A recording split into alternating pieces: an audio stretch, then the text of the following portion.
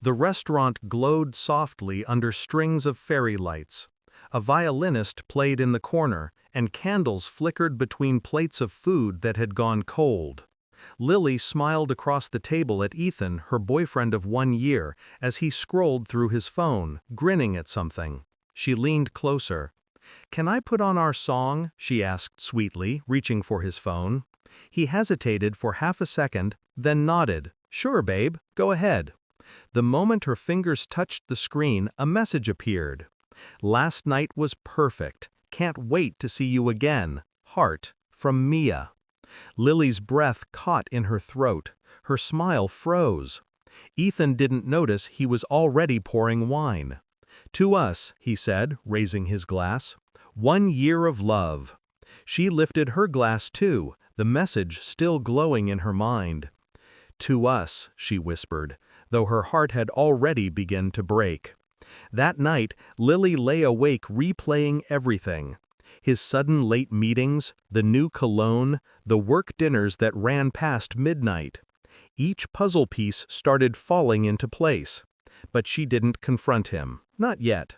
She wanted truth, not denial. The next day, she opened Netflix on their shared account, the one they used to watch shows together every weekend. A new title sat at the top of recently watched. A romantic series they'd talked about watching together. Curious, she clicked it. The episode began halfway through a scene. A man raising a glass. A woman laughing softly in the background. But that voice, it sounded so familiar. Lily froze the frame and listened again. Her stomach twisted. It was Mia's voice, Ethan's coworker. And then she saw him, Ethan, in the reflection of a wine glass on the screen, smiling, saying the same words he'd said the night before.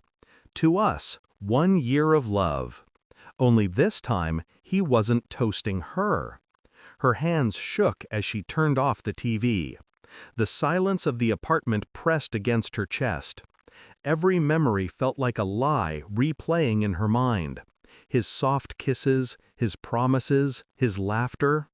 How many times had he said, "I love you," and meant it for someone else? She didn't cry, not yet. She wanted him to see what he'd done, not just hear it. That weekend, Ethan arrived at her door carrying a bouquet of lilies, her favorite. "For my favorite girl," he said, kissing her cheek. "I missed you." She smiled faintly. "Come in, I want to show you something." He followed her to the living room. The TV was on. A video paused on the screen, the same romantic dinner setup he'd shared with Mia. "What's this?" he asked, frowning. She pressed play. The video continued, Ethan laughing, holding Mia's hand, saying the exact words that had once made Lily's heart melt. "To us, 1 year of love." Ethan's face went pale. "Lily, I can explain—" "Don't," she said softly. Her voice didn't shake. Her eyes, though tear-filled, stayed steady on him. "You know what hurts the most?" she whispered. "It's not the cheating. It's realizing that even our moments weren't real. You rehearsed them." He stepped forward. "Please, it meant nothing. You're the one I love." She cut him off. "If it meant nothing, why did you film it?"